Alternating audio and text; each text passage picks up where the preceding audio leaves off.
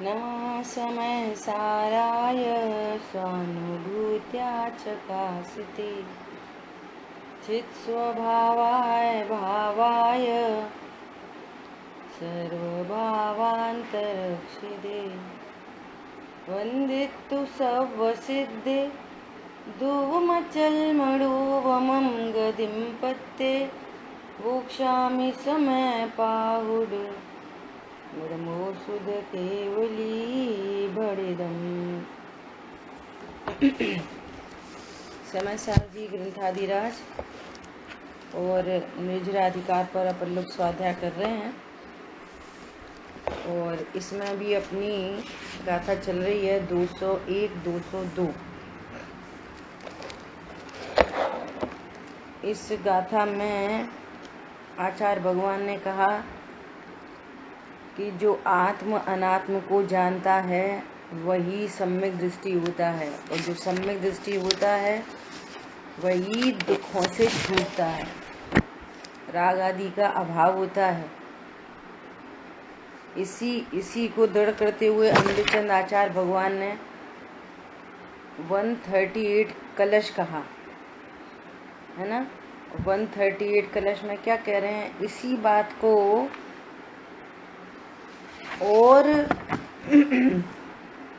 और दृढ़ता से कहते हैं। जो अपनी 201 200 गाथा में जो विषय आया उसको ही देखो उत्थानी का पढ़ते हैं। अब इसी अर्थ का कलश रूप काव्य कहते हैं, जो अभी चर्चा हो गई। क्या कि जिसको आत्म अनात्म का ज्ञान नहीं है, स्वपर का भेद विज्ञान नहीं है और भले ही सर्व आगम को जानता हो, 28 मूल गुण निरतिचार पालता हो, तो भी वो सम्यक्त को प्राप्त नहीं हो सकता।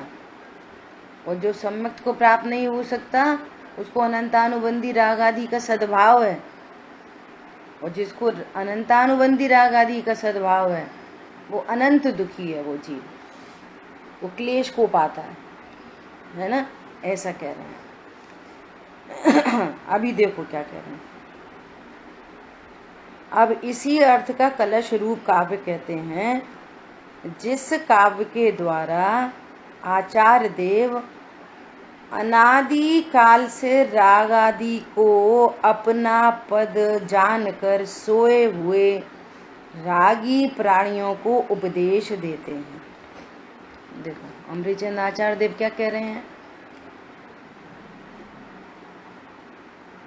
अनादि काल से राग आदि को अपना पद मानकर सोए हुए। अनादि काल से जीव क्या जान रहा है, अब ये राग आदि लिखा है ना, राग से बात कर रहे हैं। जब राग कोई अपना स्वभाव नहीं कह रहे तो संयोग शरीर कर्म अंडरस्टूड है, तो कह रहे हैं राग आदि। आदि में क्या लगाना, संयोग शरीर कर्म वर्णादि राग आदि, जिनकी चर्चा पहले हो चुकी है ना। तो क्या बोल रहे हैं, अनादि काल से राग आदि को अपना पद मानते हुए। मेरा क्या पद है वो पता नहीं, और राग आदि को अपना पद मानते हैं, अर्थात अपना स्वरूप जानते हैं। मैं ही स्त्री पुरुष हूं, मैं ही बालक युवा वृद्ध हूं, मैं ही नारकी हूं, मैं ही त्रियंच हूं, ऐसा है ना। ये राग आदि को अपना पद जानकर सोए हुए हैं, ऐसे रागी प्राणियों को उपदेश देते हैं। किनको देते हैं उपदेश, रागी प्राणी। कल अपन ने चर्चा की थी, रागी जीव किसको कहना, रागी जीव जिसकी अवस्था में राग है उसको रागी जीव कहना। यहाँ जो विषय चल रहा है किसको रागी जीव कहना, बोलो, जिसकी पर्याय में राग उत्पन्न हो रहा है वो रागी जीव, ऐसा अर्थ है यहाँ पे, बोलो। जिस जीव की पर्याय में राग है वो कौन सा जीव है, स्वामित्व है। हाँ, बहुत बढ़िया। वो रागी है। हाँ, वो रागी नहीं, क्योंकि राग तो 10वें गुण स्थान तक है और सबको रागी जीव कहना पड़ेगा। तो वे तो सम्यक दृष्टि जीव है, सम्यक ज्ञानी जीव है, वे तो वैरागी जीव है। सम्यक दृष्टि को तो ज्ञान वैराग्य शक्ति है कि सम्यक दृष्टि रागी है, न्याय करना पड़ेगा ना। सम्यक दृष्टि जीव को ज्ञान वैराग्य शक्ति है कि सम्यक दृष्टि जीव रागी है और राग अवस्था में है, तो भी रागी जीव नहीं कहला रहा। क्यों? क्योंकि उसको राग का स्वामित्व नहीं है, क्योंकि उनको आत्मा अनात्मा का भेद विज्ञान है, क्योंकि वे अपने को एक टंकोत्कीर्ण ज्ञायक भाव जानते हैं। वो ऐसा नहीं जानते कि संयोग शरीर कर्म मेरा स्वभाव है, मैं ही स्त्री पुरुष हूँ, मेरे पत्नी बच्चे हैं, मेरा शुभ भाव है, मेरा अशुभ भाव है। ऐसा राग में स्वामित्व तो नहीं है।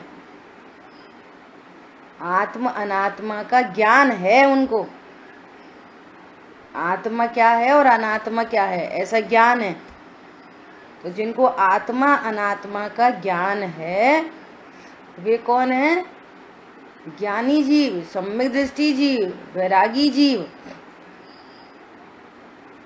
और जिनको आत्मा अनात्मा का ज्ञान नहीं है, आत्मा का अनात्मा का ज्ञान नहीं है और अपने को ज्ञान स्वरूप नहीं अनुभव करते, अपने को ज्ञान स्वरूप निर्णय नहीं करते और राग मेरा स्वरूप है, तो वे रागी जीव है। जिसको राग का स्वामित्व है वो रागी जीव है ना। ऐसे रागी प्राणियों को उपदेश देते हैं। ठीक है, देखो श्लोक।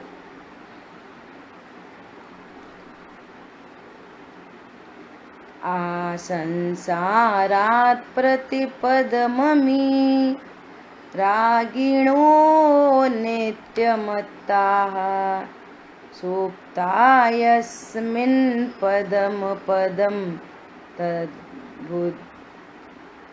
तद्विबुद्धय ध्वमन्धाः एतैतेतः पदमिदमिदं यत्र चैतन्यधातुः शुद्धः शुद्धः स्वरस भरतः स्थायी भावत्वमेति। देखो इस श्लोक में 2 बार शुद्ध शुद्ध कहा है, एक बार शुद्ध नहीं। चैतन्य स्वरूपी भगवान आत्मा कैसा है? शुद्ध शुद्ध, 2 बार शुद्ध कहा है। और 2 बार का एक अर्थ ये भी होता है कि 2 बार कहा ना बहुवचन, अनेक बार कह दिया। एक विवक्षा तो ये, और दूसरी 2 विवक्षाएं आएंगी तो अब चर्चा करेंगे। देखो श्लोकार्थ। श्री गुरु संसारी भव्य जीवों को संबोधन करते हैं कि हे अंध प्राणियों। बोलो क्या संबोधन कर रहे हैं? भाषा समिति के धारी। कैसे हैं वे? भाषा समिति के धारी, हित मित प्रिय वचन बोलने वाले। आचार्य भगवान क्या कह रहे हैं? हे अंध प्राणियों। ऐसे कहते तो मैं दिख नहीं रहा, समझ में नहीं आती। ऐसे अपन बच्चों को बोलते ना, सामने कोई चीज पड़ी है, वो गिलास उठाना, कहाँ है कहाँ है? अंधे हो क्या? मतलब इतना क्लोज कोई चीज हो दिख नहीं रही। बताओ ये ज्ञान क्या बोल रहा है? कहाँ है आत्मा? ऐसे विचार करो, कल्पना करो तो कैसा लगता है। ज्ञान जो स्वयं ही आत्मा है और क्या बोल रहा है? कहाँ है आत्मा? बोलो तो कौन है? कहाँ है आत्मा? फात्मा कहाँ? आत्मा है आत्मा, आत्मा की किन्ने देखी आत्मा? तू स्वयं ही तो आत्मा है ना। वो कह रहा है कहाँ है आत्मा, अंध बुद्धि हो, ऐसा आचार्य भगवान कमेंट कर रहे हैं। हे अंध प्राणी, बोलो है कौन? ज्ञान। ज्ञान कहो भेद से, और अभेद से क्या कहेंगे? ज्ञायक। अभेद से क्या बोलेंगे? ज्ञायक। है कौन? ज्ञायक। ज्ञायक का स्वरूप क्या है? ज्ञायक क्या करता है? बोलो, ज्ञायक क्या करता है?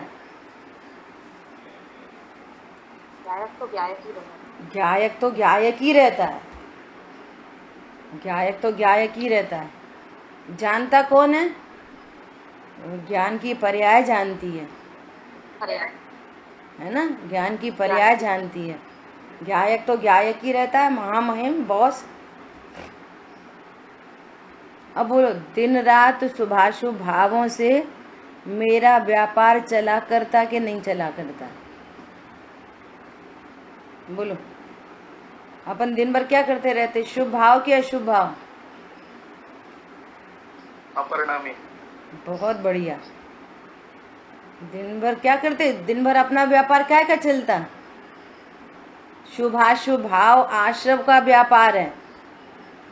हे अंध प्राणियों, इतनी बार आश्रव अधिकार में बता दिया, जीव जीव अधिकार में बता दिया, पूर्वंग अधिकार में बता दिया कि शुभाशुभ तो आश्रव का व्यापार है, और तुम्हारा तो भेद से कहो तो मात्र जानने का जानन क्रिया तुम्हारी है, आश्रव की क्रिया तो तुम्हारी नहीं है। कितनी बार बता दिया? हे अंध प्राणियों, ऐसा कह रहे हैं आचार्य देव। कौन समझ में आया? शुभाशुभ व्यापार किसका है? आश्रव का। और मेरा व्यापार तो, अब देखो वीर सागर जी भाई साहब की क्लास में बहुत गजब का, कल का तो रोज ही बहुत अच्छा रहता है। कैसी वस्तु व्यवस्था है,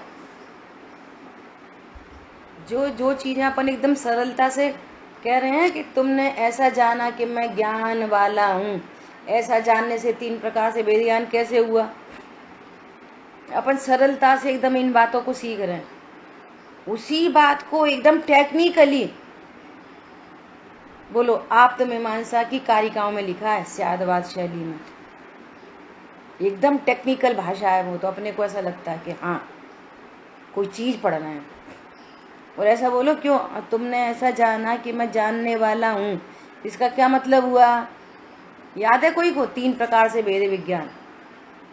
मैं जानने वाला हूँ इसका अर्थ है कि जिनमें ज्ञान नहीं वो मैं नहीं, अंडरस्टूड। मैं जानने वाला हूँ इसका अर्थ है कि मैं करता नहीं हूँ। मैं जानने वाला हूँ इसका अर्थ ये है कि जो मेरे ज्ञान में जानने में आते हैं वो मेरे ज्ञान में प्रवेश नहीं करते, इसलिए मैं शुद्ध हूँ, शुद्ध रहता हूँ। ये मैं जानने वाला हूँ, ऐसा जानने पर जानने की हुई विधि और इन अनंत की का निषेध हो गया। ये विधि निषेध, विधि निषेध, विधि निषेध पहले भी चर्चा हो चुकी है। कल इतनी टेक्निकल बात आई, कल मैंने अमेरिका की क्लास वालों को भेजा है वो प्रवचन, इसमें गोपाचल पे भी डालेंगे, सब लोग सुनना कैसे विधि निषेध होता है। जानने की विधि करी कि तुम जानने वाले हो, तो इसका अर्थ ये है कि तुम ये सब नहीं हो, जिनमें ज्ञान नहीं वो तुम नहीं हो, जिसमें ज्ञान नहीं वो तुम नहीं हो। और तुम जानने वाले हो तो फिर तुम करता नहीं हो, और जिसको जानते हो वो तुम्हारे ज्ञान में आते ही नहीं है, तो किसी को भी जानने में आने दो, तुम तो शुद्ध ही रहते हो, टेंशन खत्म हो गई सारी की सारी। बहुत गजब गजब की बातें, इतनी टेक्निकल बातें हैं कह रहे कि अगर आप ऐसे स्यात लगाओगे तो फिर प्रवृत्ति कैसे होगी? हम नित्य भी हैं अनित्य भी हैं, तो प्रवृत्ति कैसे होगी? वो पूरी बहुत गजब की चर्चा आई। भैया ऐसे ही प्रवृत्ति होगी, स्वरूप को जानने पर हे उपादेय का ज्ञान होएगा, एक की विधि बनेगी, अनंत का निषेध होएगा, तो आपको वस्तु स्वरूप एकदम क्रिस्टल क्लियर ज्ञान में आएगा। मैं जानने वाला हूँ, तो ज्ञान क्या की हुई विधि और इस अनंत का निषेध हो गया, और उसमें अंडरस्टूड है ये वाली बातें। जिनको खोल खोल के बोल रहे हैं ना, वहां पे कह रहे हैं ये अंडरस्टूड है। जिन वाणी का कोई भी एक वचन सुनना, जिन वाणी की विशेषता, जिन वाणी का कोई भी वचन ऐसा नहीं है कि जो एक की तो विधि करता है और अनेक की नास्ति करता ही है। कोई वचन ऐसा नहीं है कि जिसके अर्थ दो अर्थ नहीं निकलते हो, अस्ति नास्ति अर्थ नहीं निकलते हो। दुनिया में भी ऐसा कोई शब्द नहीं है, सेंटेंस, शब्द नहीं सेंटेंस। जैसे हमने आपको बोला कि पानी लाओ, क्या बोला? पानी लाओ, तो पानी लाने की तो विधि हो गई, पानी लाओ। और दूध नहीं लाओ, दही नहीं लाओ, दाल नहीं लाओ, चावल नहीं लाओ, वगैरह वगैरह, नींबू पानी नहीं लाओ, सबकी नास्ती इसमें गर्भित नहीं है इस एक सेंटेंस में? बोलो क्या बोला? पानी लाओ, इसमें अनंत दूसरे पर पदार्थों की नास्ती गर्भित नहीं है। हमने बोला पानी लाओ तो तुम दूध ले आए। लोक में भी होता है ऐसा कभी? बोलो। अब यहाँ पर कह रहे हैं कि सुनो, तुम ज्ञान स्वरूपी हो, तो अपने ज्ञान को कितना अलर्ट करके, मैं ज्ञान हूँ, इसका अर्थ ये है मैं जीव हूँ, क्योंकि जहाँ जहाँ ज्ञान वहाँ वहाँ आत्मा, जहाँ जहाँ आत्मा वहाँ वहाँ ज्ञान, जहाँ जहाँ ज्ञान नहीं वहाँ वहाँ आत्मा नहीं, और जहाँ आत्मा नहीं वहाँ ज्ञान भी नहीं। अन्वय व्यतिरेक पूरी व्याप्ति बैठती है। समझ में आ रही बात? मैं जानने वाला हूँ, इसका अर्थ है कि जिसमें ज्ञान पाया जाता है वो वस्तु में हूँ, जिनमें ज्ञान नहीं पाया जाता वो वस्तु में नहीं हूँ।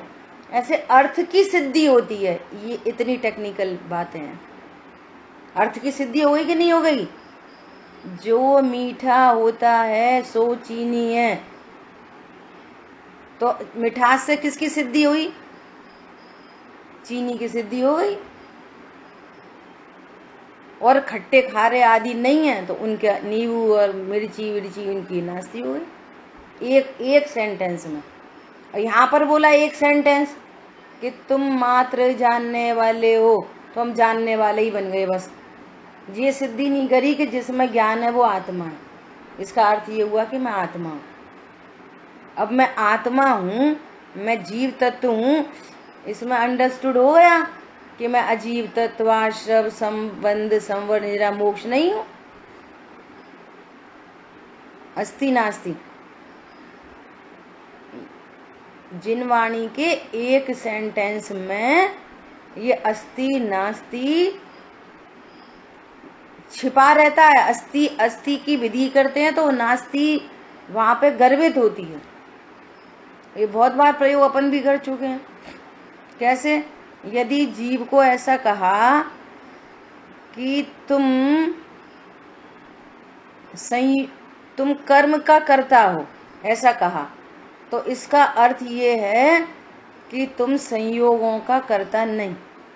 कर्म की विधि और संयोगों की कर्तापने की निषेध, ये उसमें गर्भित होती है बात। हर सेंटेंस में एक बात की विधि और अनंत की नास्ती। उस दूसरी बात की विधि अनंत की नास्ती। फिर बोला नहीं, अच्छा हमने कर्म कैसे करे, तो बोलेंगे तुम कर्म के करता नहीं, तुम राग के करता हो।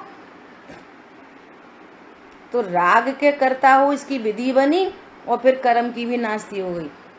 तो तुमने राग किया, कर्म नहीं बांधे। भैया हमने कैसा राग किया, कैसा राग किया। सुनो, तुमने राग नहीं, तुम मात्र जानने वाले हो। तुमने जानने वाले को नहीं जाना इसलिए राग हुआ। तुम हो मात्र जानने वाले, तो जानने वाले की विधि हुई और फिर राग की भी नास्ती हो गई।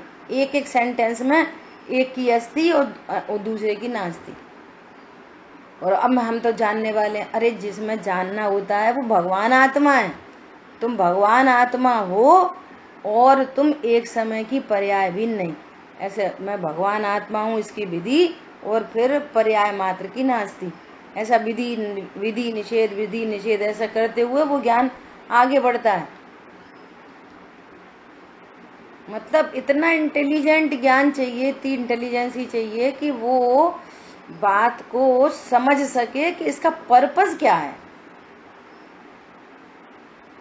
अमेरिका वाली क्लास में अभी द्रव्य संग्रह जी ग्रंथ शुरू करने से पहले पूरी नयों की चर्चा की, तो उसमें ये वाली बात ऐड की कि यदि असद्भुत व्यवहारने की चर्चा है, उपचरित असद्भुत व्यवहारने की चर्चा है, तो उसका भी क्या प्रयोजन है, उससे हमारे किस प्रयोजन की सिद्धि होती है।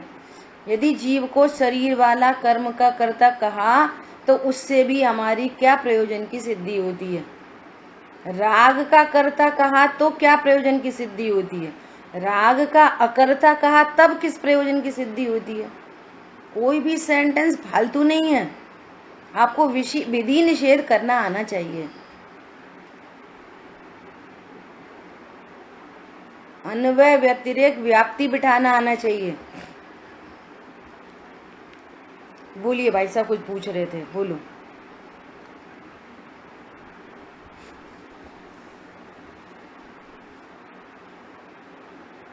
कुछ पूछ रहे थे भाई साहब, अजीत भाई साहब। चलो आगे बढ़ते हैं। क्या कह रहे हैं कि श्री गुरु भव्य जीवों को संबोधन करते हैं। क्या संबोधन करते हैं? हे अंध प्राणियों। अंध प्राणी बोल रहे हैं। किसको बोल रहे हैं? जिसको ये बताया कि तुम ज्ञान स्वरूप हो, तो इसमें ये अंडरस्टूड हो गया कि मैं शरीर नहीं, मैं संयोग वाला नहीं। ये जो 24 घंटे ये जो भाव उत्पन्न होते हैं, शुभ अशुभ परिणाम, ये मैं नहीं। ये कह रहा है कि अब देखो भैया,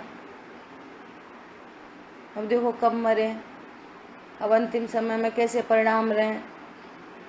जब अपरिणामी हूं ये निर्णय हुआ है तो अंत समय में कैसे परिणाम रहे। ये दोनों ही बातें गलत हो गई। अंत समय में कैसे परिणाम रहे, इसमें दो गलतियां हैं। बोलो कौन कौन उठ के पुरुषार्थ करके बता सकता है अंत समय में परिणाम कैसे रहे, इसमें दो गलतियां क्या हैं? बोलो। एक तो मैं अपरिणामी हूँ, मेरा अंत समय होता नहीं। बहुत बढ़िया, बहुत बढ़िया। काय का अंत समय? ये जीवन, ये जो मनुष्य जीवन है भाई, यही शुरुआत है, यही अंत है। और वो जला देंगे ना तो सब कहानी खत्म हो जाएगी। खत्म नहीं होगी कहानी। ये ज्ञान सोच हम ये सोचते हैं पहले वो मारीची थे, फिर वो अनंत काल भटके और फिर शेर हो गए, फिर मनुष्य गति में आए, फिर देवगति में गए, फिर ऐसे हुआ और फिर बाद में है ना शेर की पर्याय में गए, सॉरी, फिर बाद में मुनि धर्म अंगीकार किया और अंत बन गए, सिद्ध बन गए। तो उनका तो तुम्हें समझ में आ रहा है कि जो बोई बोई बोई बोई बोई बोई बोई बोई जीव है, जीव का नाश नहीं हुआ। तो अपने बारे में नहीं सोच पा रहे कि हमारा भी नाश नहीं होएगा। ये मनुष्य पर्याय जितना ही जीवन नहीं है, वो एक एक परिणाम का फल होता है, कर्म बनता है। अपना अनंत जीवन दिखाई दे पर भव भी है, उसके बाद वाला भी भव है। और यदि मैं तत्व ज्ञान करके सम्यक्ता आदि की प्राप्ति की तो मैं अनंत काल तक सुखी होने वाला जीव हूँ, अविनाशी हूँ, मरण नहीं होता। एक एक जो उनने हमसे ऐसा कह दी, हम पलट के ऐसा बोले, अरे जीवन अनंत काल है,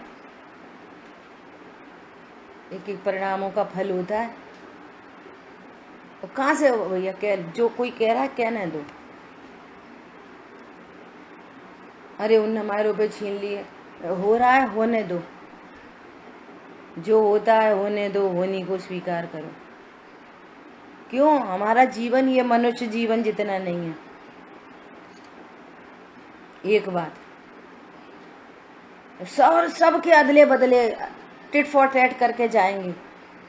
भैया टिट फॉर टैट करके जाते और फिर तुम्हारा नाश हो गया होता तो जरूर करना चाहिए, लेकिन तुम्हारा तो नाश होएगा ही नहीं। बोलो, अंध प्राणी नहीं हुआ फिर ये? कैसा अंध प्राणी है? स्वाध्याय में इतनी भगवान बता रहे हैं, इतनी बातों को बता रहे हैं, इसलिए कह रहे हैं हे अंध प्राणी हो, तुम्हें पता है तुम्हारा कोई जीवन का अंत नहीं होता, अविनाशी हो, अनादि से हो, अनंत काल तक रहोगे। बोलो, बहुत व्याख्या हो सकती है। लोक में जो ऐसी वाली बातें की जाती है ना, ऐसा तो फिर कोई कछु नहीं करे। तुम्हारे जैसे लोग हैं ये करेंगे, संसार में रहने वाले, जिनको संसार में रहना है, अरे ऐसा तो फिर दब के ही रहें, सही बात तो करनी चाहिए। सब दुनिया से दब के ही रहें क्या? कोई कुछ भी बोल के चला जाए? बोलो, दब के काय करो, शान से रहो। टंकोत कीड़े गायक भाव हूं, अपने को देह रूप अनुभव करना ही दब के रहना है। अब हम क्या करें, हमारी पत्नी नहीं सुन रही, हम क्या करें, हमारे बच्चे नहीं सुन रहे, हम क्या करें, हमारा रोग हो गया, अब हम क्या करें? दीनहीन क्यों रहते हो? भगवान आत्मा हो, इसलिए वो कह रहे हैं हे अंध प्राणी हो। बोलो, क्या बोला? किन से अदला और किन से बदला? किन से अदला बदला?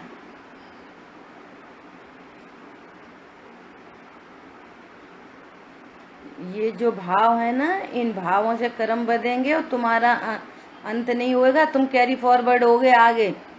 और जो कर्म बदलेंगे वे कैरी फॉरवर्ड होंगे, फिर उनके उदय आएंगे। और तत्व ज्ञान का अभाव है तो फिर कर्म फल चेतना है, भोग भोगना उसको। और स्वरूप जाना है, अपने को अभोक्ता तत्व जाना है, तो कर्मों की निर्जरा होगी। और जो अपने को ऐसा जानता है तो और अभी उनको भी निचले गुण स्थान में अदले बदले का भाव आए तो उसको हे जानते हैं, उसका स्वामित्व नहीं जानते। ये बहुत इंपॉर्टेंट बात है, ये टेक्नोलॉजी डेवलप हो गई उनको। निचले गुण स्थानों में, चौथे गुण स्थान में, पांचवें गुण स्थान में कदाचित ऐसे भाव उत्पन्न होते हैं, परंतु वो उसका स्वामित्व नहीं होता। उत्पन्न होते हुए भावों से राग नहीं है, द्वेष नहीं है, द्वेष भी नहीं है। हाँ, काय को हो गया भैया, ये भगवान काय को हो गया, कितना बुरा परिणाम, बुरा परिणाम। विश्व में कोई चीज अच्छी बुरी नहीं दिखाई देती, कोई परिणाम अच्छा बुरा नहीं दिखाई देता। कौन सा परिणाम बुरा है? बुरा तो वो हो जो मेरा बुरा कर सकता हो। उत्पन्न होता हुआ परिणाम जस्ट ज्ञान का ज्ञेय, न ये अच्छा है न ये बुरा है, वो हुआ है और उसके अभाव की वांछा करते हैं बस। ये जानकर ये चाहते हैं कि इसका भी अभाव हो। और विधि पता है, खटकती है राग आदि परिणति विकारी, विश्वास है शीघ्र ये भी मिटेगी। उस कषाय का पोषण नहीं करते, कषाय से लाभ नहीं जानते, कषाय से हानि नहीं जानते। ऐसे होते हैं ज्ञान और वैरागी जीव। स्पष्ट क्लियर पिक्चर है एकदम, अंध प्राणी नहीं है। जीव को जीव, अजीव को अजीव, आशब को आशब, संवर को संवर, ज्यों का त्यों जाने तत्वों को। ज्ञानी जैन उन्हीं को कहते, आत्म तत्व निहारें जो, ज्यों का त्यों जाने तत्वों को। अब देख लो हम जैनी बने भी कि नहीं बने। वो दिन भर अपन काय में लगे रहते, शुभ भावों में कि अशुभ भावों में। हाँ, अशुभ तो बहुत होता है ना, शुभ तो बहुत कम होता है, अशुभ में ही लगे रहते। अशुभ में लगे रहते कि नहीं लगे रहते दिन भर? मीनल बहन जी, अपन दिन भर कौन से भावों में लगे रहते? ज्यादा टाइम काय में निकलता, अशुभ में कि शुभ में? बोलिए।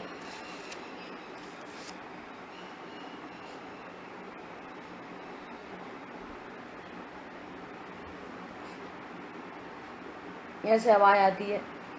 अब हाँ, अशुभ में ज्यादा लगे रहते, तो कह रहे हैं तुम अंध प्राणी हो। पॉइंट पकड़ में आ रहा है? अंध प्राणी का भाव।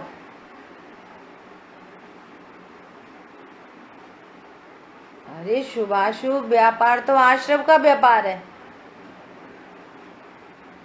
और तुम्हारी भेद से कहो तो जानन क्रिया है, जानना व्यापार है। उपयोगो लक्षणम, मेरा जानना देखना व्यापार है। अब जानना देखना व्यापार से कितने काम हो रहे हैं। एक इसकी विधि हुई तो जहाँ जानना है वहाँ ज्ञायक है, और जहाँ जानना है वह राग आदि नहीं है, वहाँ कर्म भी नहीं है और शरीर भी नहीं है। इनका निषेध हो गया और भगवान आत्मा की विधि हो गई एक जानन व्यापार बताने से। और तुम्हें जानन व्यापार बताया तो जानने वाले ही समझ के रह गए, भगवान आत्मा भी कोसों दूर है, और फिर यहाँ टिकती नहीं है। हाँ सही बात है, शुभ शुभ भाव भी तो अपने हैं। अब देखो भैया, शरीर को तो ठीक रखना ही चाहिए, शरीर को। अब शरीर में दिक्कत होगी तो फिर कहाँ आराधना हो पाती है।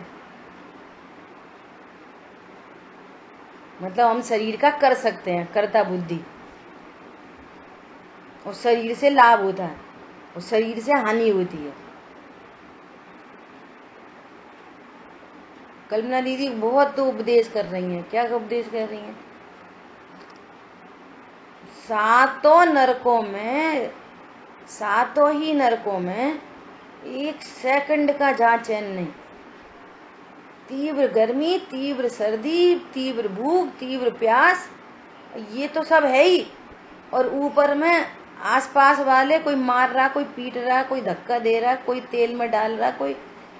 इतनी विपरीत परिस्थिति में भी असंख्यात सम्यक दृष्टि, थोड़े बहुत नहीं, बोलो।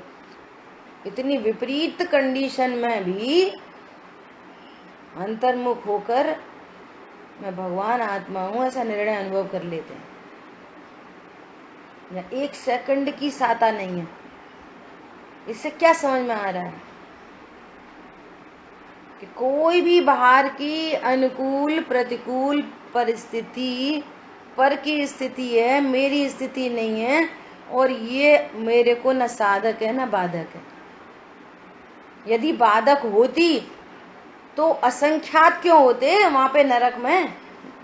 सम्यक दृष्टि। वे सब जैन साहब हैं, नार की नहीं है, जैन साहब हैं। आत्म तत्व निहारे जो, ज्यों का त्यों जाने तत्वों को। बोलो। इतनी प्रतिकूलता, इतनी बदबू, खून की नदियां बह रही हैं, कैसी कैसी स्थिति परिस्थिति है, और सातों नरकों में सम्यक दृष्टि जीव है। और पहले नरक में कोई छाया सम्यक तो लेके जा सकता है, यहाँ पे किया तो वो कंटिन्यू। छाया सम्यक तो टूटता नहीं है, और औपशमिक सम्यक को लेके जा नहीं सकते। वहीं पे उत्पन्न होने वाले हैं ये, या पहले किया हो और छूट गया हो और फिर वहां उत्पन्न हो जाए। इतनी परिस्थिति में और कोई नया भी प्रकट कर ले, बोलो, वो सातों नरकों में। इसका अर्थ ये है कि बाहरी पदार्थ साधक बाधक नहीं, उन बहिर्मोह दृष्टि साधक बाधक होती है, पर पदार्थ साधक बाधक नहीं होते। बोलो। ऐसा अपने को कोई भी प्रतिकूल प्रसंग आए तो ऐसा विचार करना चाहिए, अरे ये मुझे साधक है कि बाधक है, मैंने क्या स्वाध्याय में सुना पड़ा है, मैं कौन हूँ। ये निश्चय का अभ्यास जो आपको शांति दिलाएगा। और बाकी जो परिवार के अन्य सदस्य हैं ना, वे तो तुम्हारे को मोह में ही लेके जाएंगे। कोई बहुत बहुत भाग्यशाली पुण्यशाली जीव होते हैं जिसको घर में ही साधर्मी मिल जाए और तत्व ज्ञान का उपदेश दे, उस प्रतिकूलता से निकालने का प्रयत्न कराए। अरे ये परद्रव्य मेरा नहीं होता। ऐसे ऐसे महानुभाव हैं कि अभी हम लोग यात्रा में गए तो उज्जैन से एक बुजुर्ग महिला थी, तो उनके पति एक्सपायर हो गए और वे तो स्वाध्यायी हैं। और ऐसा हुआ उनको शायद उनके पति को कैंसर था या कुछ जो भी कुछ था। तो ऐसी स्थिति में जब आदमी बहुत बीमार होता है तो माइंड मेकअप भी हो जाता है, और स्वाध्यायी है तो वो भी सच्ची समझ डेवलप होती है ना। और बाई चांस ऐसा हो गया कि उनके बेटा बहू कहीं बाहर गए हुए थे और सुबह सुबह में उनके पति का देह विलय हो गया और वे उनको पूजा करा रही थी उस टाइम। सुबह सुबह पूजा करा रही थी और जैसे उनको पता चल गया कि ये अब चले गए हैं तो बगल के घर में गई और बोल के आई कि ऐसी ऐसी बात है और आप थोड़ा खबर करो। और उन्हें जो कुछ भी अपना घर का थोड़ा सा कुछ सामान हटवाना था और उनको ऐसा बोल के और तुरंत फटाफट से भगवान के मंदिर की, मैं बाहर से खिड़की दिखती है इनके यहाँ मंदिर में, तो खिड़की से भगवान के दर्शन करके फटाफट वापस आ गई। बोलो, सोच सकते हैं अपन? अपनी है तैयारी ऐसी, संयोग को संयोग जाना है, शरीर को शरीर जाना है, इसलिए वो कह रहे हैं हाय अंध प्राणियों। वो बोल रही हमको, बोल रही कि वो ऐसी ऐसी हो गई। मैं उनको स्वाध्याय वो पूजा करा रही थी, सुबह का टाइम था, सब उनके कपड़े वपड़े बदल दिए थे और फिर मुझे पता चल गया वो चले गए। तो मैंने अपने पड़ोसी को खबर दी और मैंने सोचा कि अब कुछ हो नहीं पाएगा, तो मैं फटाफट से दौड़ के और खिड़की से दर्शन करके वापस आ गई। ये कब हो सकता है ऐसा? बात क्रिया की नहीं है कि ऐसा करना चाहिए कि ऐसा वो कर दिया, बात क्रिया की नहीं है, बात है आपके डिसीजन की। ये क्रियान्वय, ये प्रवृत्ति तब होती है जब आपका डिसीजन हो। क्या डिसीजन हो? संयोग संयोग है, अभी संयोग को अभी वियोग सहित देखो, बस भिन्न पर पदार्थ देखो, उसकी भिन्न योग्यता देखो, अभी तैयारी कर रहे हो, ऐसी निर्णय करो ऐसा। नहीं तो आर्थ रोध परिणामों से कर्म बनते हैं, वो कैरी फॉरवर्ड होंगे तत्व ज्ञान के अभाव में। और तत्व ज्ञान हो परिणति शांत है, और फिर भी कदाचित रोना गाना होए तो भी वो तत्व निर्णय काम कर रहा है, उसकी कंटिन्यूटी नहीं हो पाएगी, उसमें तीव्रता नहीं हो पाएगी, वो आपकी सुरक्षा करेगा। तत्व ज्ञान परिणाम गहरे नहीं होने देगा, हो भी जाए तो वो तत्व ज्ञान सुरक्षा करता है, सुरक्षा कवच बना देता है। लोग ओरा बोलते हैं, ओरा, ये है तत्व ज्ञान का ओरा चारों तरफ से।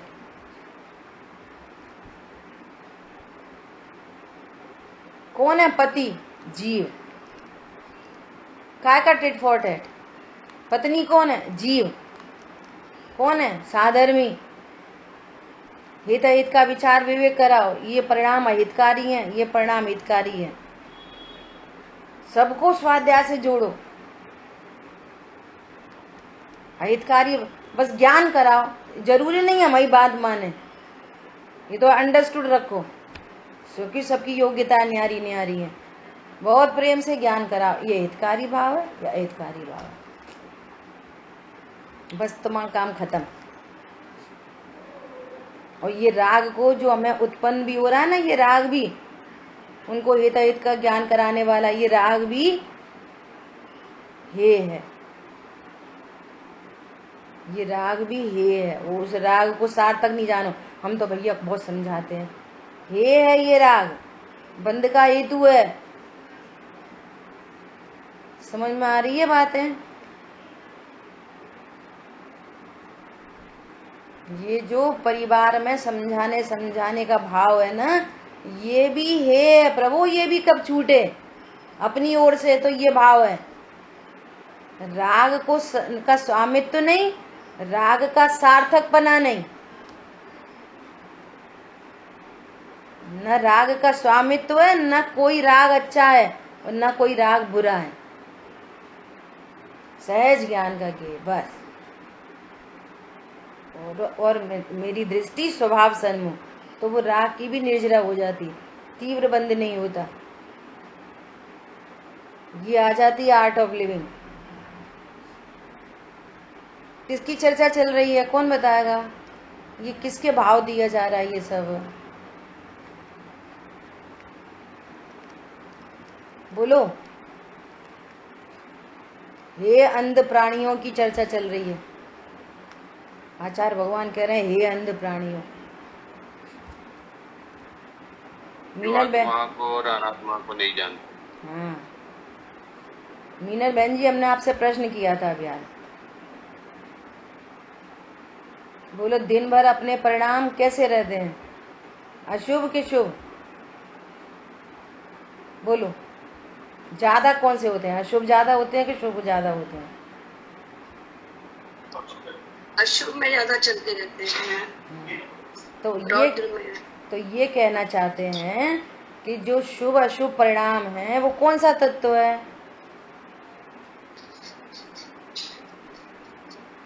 आशव तत्व है। तो मैं आशव तत्व हूँ कि जीव तत्व हूँ? जीव तत्व हूँ। तो जीव तत्व क्या करता है? जानता है, ज्ञायक स्वभाव है। तो 24 घंटे हम ज्ञायक रहते हैं कि शुभाशुभ भाव करते हैं? ज्ञायक जानने का काम करता है कि आश्रव का कार्य करता है? काय का कार्य करता है ज्ञायक? जानने करता। तो मैं 24 घंटे मात्र जानता हूँ कि शुभाशुभ भाव करता हूँ? जानता हूँ। समझ में आई बात? अब मैं चाहिए नहीं, मैं जानता हूँ और मैं समझ रहा हूँ कि मैं शुभाशुभ भाव करता हूँ, ये अनंत पाप है, ये अंध बुद्धि है। क्या बोला? 24 घंटे मेरा कार्य तो हो रहा है जानना, ओनली जानना, सिर्फ जानना कार्य चल रहा है। वो हम समझ क्या रहे हैं कि ये शुभाशुभ भाव हम कर रहे हैं, हम शुभाशुभ का भाव कर रहे हैं कि मात्र जान रहे हैं। मैं कौन हूँ? मैं आशव तत्व हूँ कि जीव तत्व हूँ? भगवान ने जीव तत्व को आशव तत्व का कर्ता कहा है। भगवान ने ऐसा कहा है कि जीव तत्व आशव तत्व का कर्ता है, ऐसा कहा भगवान ने? भगवान ने ये कहा कि जीव की जानन क्रिया है और आशव की क्रोध आदि क्रिया है। तो तुम भेद ज्ञान करो, सुखी होना है तो भेद ज्ञान करो। और हम अभी भी कह रहे हैं, क्या कह रहे हैं कि नहीं हम दिन भर है ना हमारे शुभाशुभ परिणाम रहते। अरे हमारे नहीं रहते, हम तो ज्ञायक हैं, ज्ञायक बने रहते हैं। और भेद से कहो तो मात्र जान रहे हैं। कभी शुभ भाव उत्पन्न होता है उसको जान रहे हैं, कभी अशुभ भाव उत्पन्न हो रहा है उसको जान रहे हैं। ये उत्पन्न हो रहे हैं, हम कर नहीं रहे। भगवान ने जीव तत्व को आशव तत्व का कर्ता नहीं बताया है। क्या बताया है भगवान ने? यदि जीव आश्रव का कर्ता होता तो फिर दो तत्व थोड़ी होते, फिर जीव ही आश्रव होता। फिर आश्रव तत्व अलग से नाम रखने की क्या जरूरत पड़ गई भगवान को? भगवान कह रहे हैं आश्रव तत्व अलग है और जीव तत्व अलग है। बोलो। तो ये आश्रव तत्व जीव के लिए हितकारी है क्या अहितकारी है? तो आगम शैली में अहितकारी बोलते हैं, अध्यात्म शैली में मात्र ज्ञान का ज्ञेय बोलते हैं। और आगम इतना सिर चढ़ा रहता है कि बोला ना, पिछला आया था ना कि अध्यात्म में प्रवेश पाना मुश्किल हो जाता है।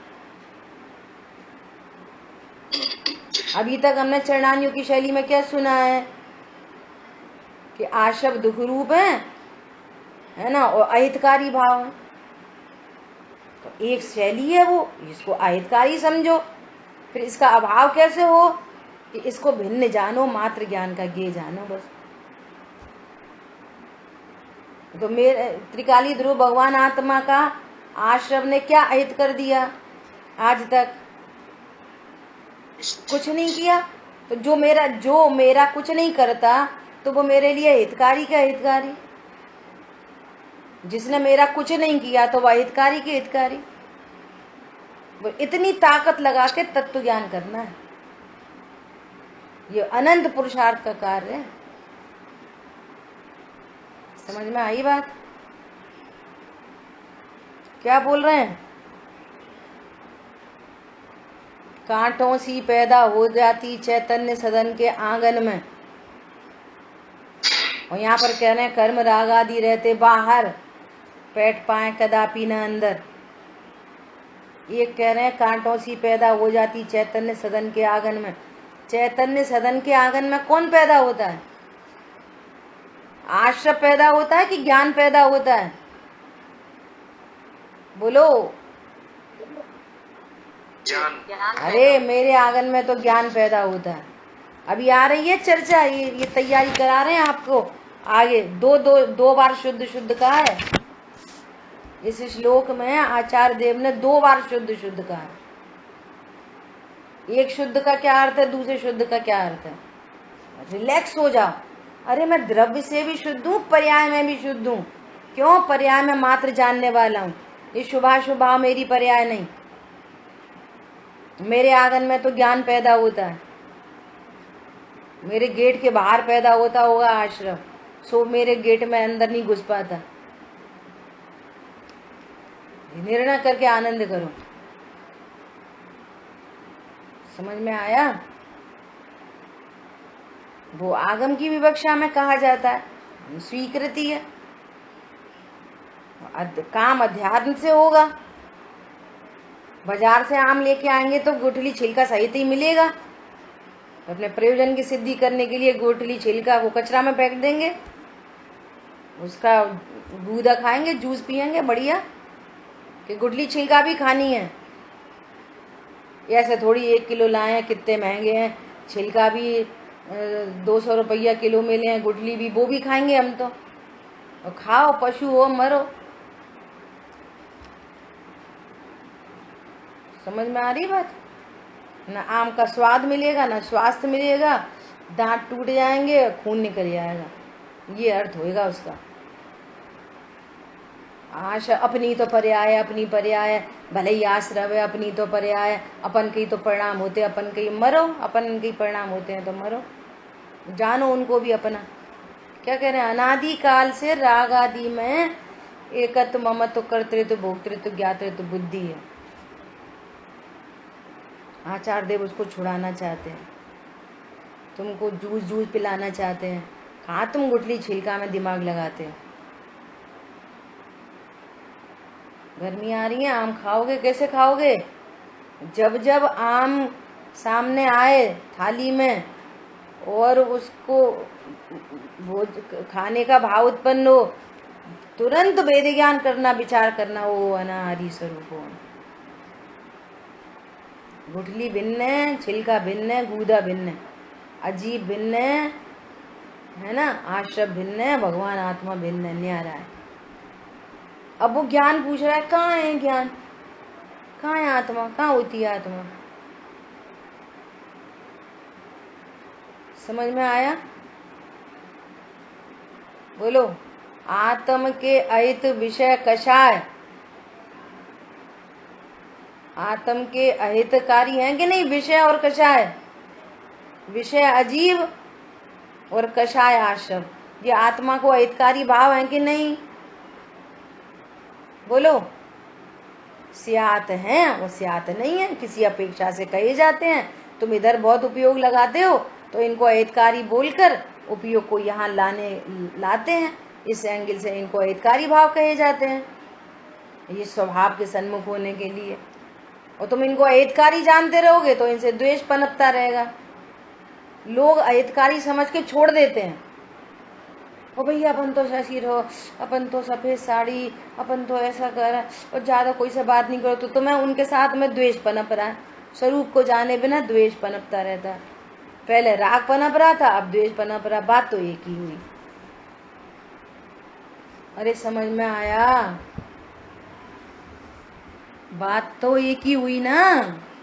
ये लास्ट वाला दीदी क्लियर नहीं हुआ जो आपने बताया ना, वो अलग क्या होता है? हाँ, आत्म के अहित विषय कषाय, इनमें मेरी परिणति न जाए। तो आत्मा मतलब कौन? भगवान आत्मा। तो भगवान आत्मा के लिए विषय और कषाय अहितकारी भाव है कि नहीं? तो आगम शैली में इनको अहितकारी कहा जाता है। क्यों कहा जाता है? पर्पस, किसी भी कथन का पर्पस। कोई कथन बिना पर्पस के होता है क्या? उसमें विधि और निषेध गुप्त रहती है।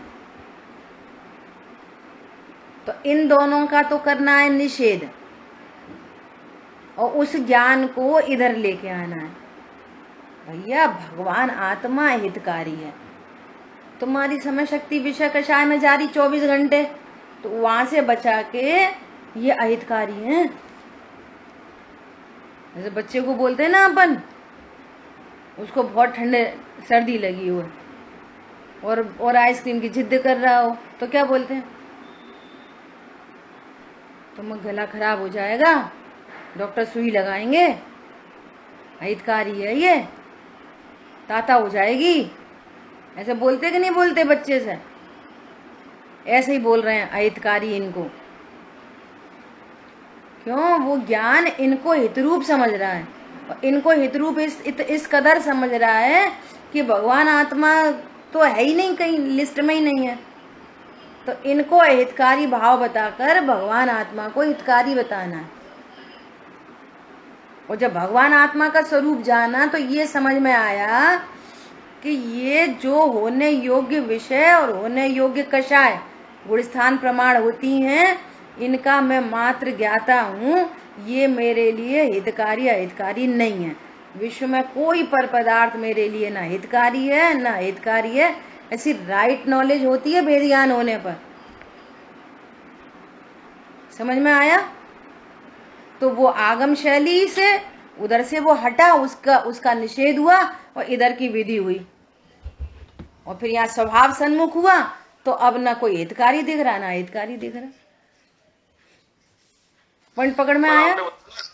स्यात् अस्ति बताया था ना, स्यात् अस्ति स्यात् नास्ति। हाँ, स्यात् अस्ति में कैसे लाएंगे फिर से?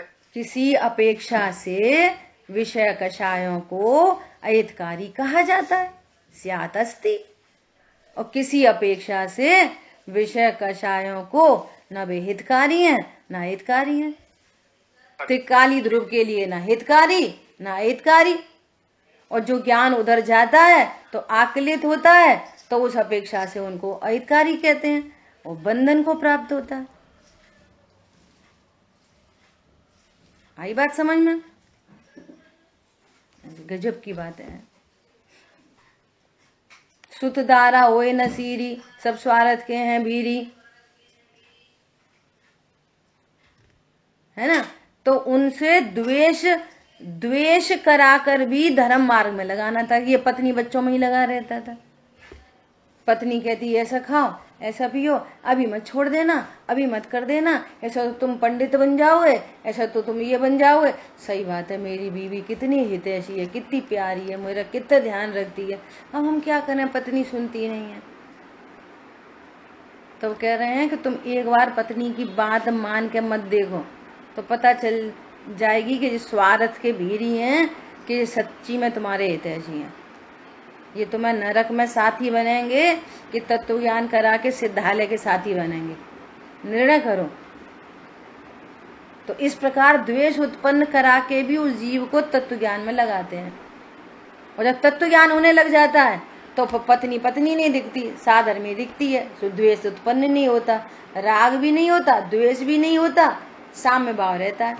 ये तत्व ज्ञान का फल है। लगाते इसी एंगल से हैं, क्योंकि व्यवहारी को व्यवहार की भाषा ही समझ में आती है। अगर ऐसा बोलते रहेंगे तेरी पत्नी तो बहुत प्यारी है, तू तो उसकी बात ही माना कर और उसका बहुत ध्यान रखा कर और तू स्वाध्याय करा कर, अपने को गायक जाने कर, तो वो कब आएगा मंदिर में और कब तत्व ज्ञान करेगा? तो उधर से उपयोग हटाने के लिए ऐसी भाषा बोली जाती है। समझ में आ रहा है? और फिर फैक्ट भी समझने लग जाता है बाद में फैक्ट भी सामने आ जाते हैं। ये सही बात है भैया, एक द्रव्य दूसरे द्रव्य का कोई करता हरता नहीं है, ये दिस इज द फैक्ट। तो फिर ना उससे राग है ना द्वेष है।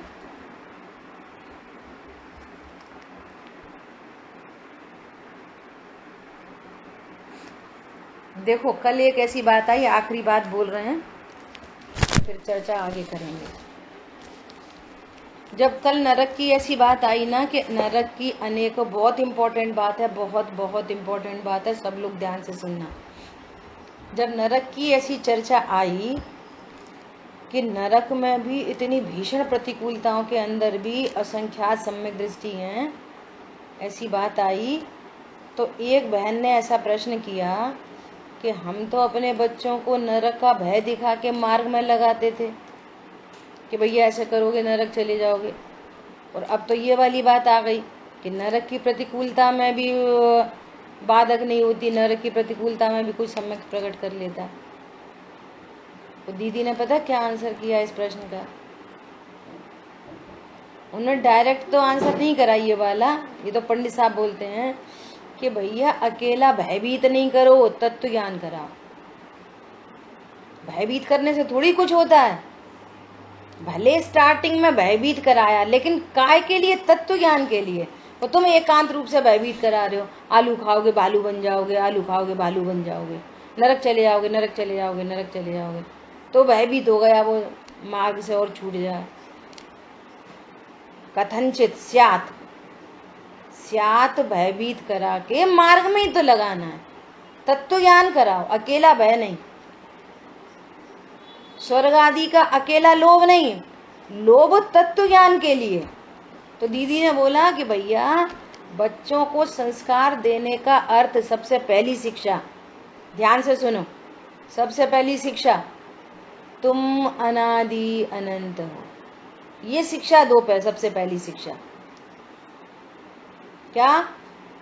अकेला भय और लोभ नहीं करा। सबसे पहली शिक्षा क्या? बच्चे को सबसे पहली शिक्षा दो, तुम अनादि अनंत हो। ये मनुष्य जीवन तुम्हारा इतना जीवन नहीं, तुम अनादि अनंत हो, मरते नहीं हो, और 3 लोक में ही रहता है जीव। पहली शिक्षा। दूसरी शिक्षा, कोई पर पदार्थ अच्छा बुरा नहीं होता, कोई पर पदार्थ सुख दुख का कारण नहीं होता, कोई पदार्थ सुख दुख का कारण नहीं, कोई पर पदार्थ अच्छा बुरा नहीं, और तुम अनादि अनंत हो। ये तत्व ज्ञान करा। समझ में आ रही बात? 3 बातें, तुम अनादि अनंत हो, कोई पर पदार्थ अच्छा बुरा नहीं, और कोई पदार्थ सुख दुख का कारण नहीं। कौन रिपीट करेगा? 2 बार बोल दिया हमने, बोलो। हम अनादि अनंत हैं और कोई भी पदार्थ हमारे लिए अच्छा बुरा नहीं, सुख दुख का कारण नहीं। हाँ, कोई पदार्थ अच्छा बुरा नहीं और कोई पदार्थ सुख दुख का कारण नहीं। ऐसे संस्कार दो, ये है संस्कार। रात में नहीं खाते, दिन में नहीं खाते, पानी छान के पीते हैं, देव दर्शन करते हैं, बहुत अच्छा है, परंतु ये ड्रेस कोड है बस, ये पढ़ाई लिखाई नहीं है, ड्रेस कोड हो गई अकेली बस। ये बहुत संस्कारी है, बहुत संस्कारी है। रात में नहीं खाती लड़की, बहुत संस्कारी है। भैया इतना मात्र संस्कार नहीं होता, संस्कार मतलब मैं अविनाशी हूँ, कोई पर पदार्थ सुख दुख का कारण नहीं है, कोई पर पदार्थ अच्छा बुरा नहीं। ये संस्कार है, तत्व का संस्कार। समझ आ गई बात? शेष चर्चा आगे करेंगे। जिन वाणी के ज्ञान से सूझे लोकालोक, सो वाणी मस्तक नम सदा दे तुम। बोलिए द्वाशांगमयी जिनवाणी माता की जय। जय जिनेन्द्र सभी को। जय जिनेन्द्र।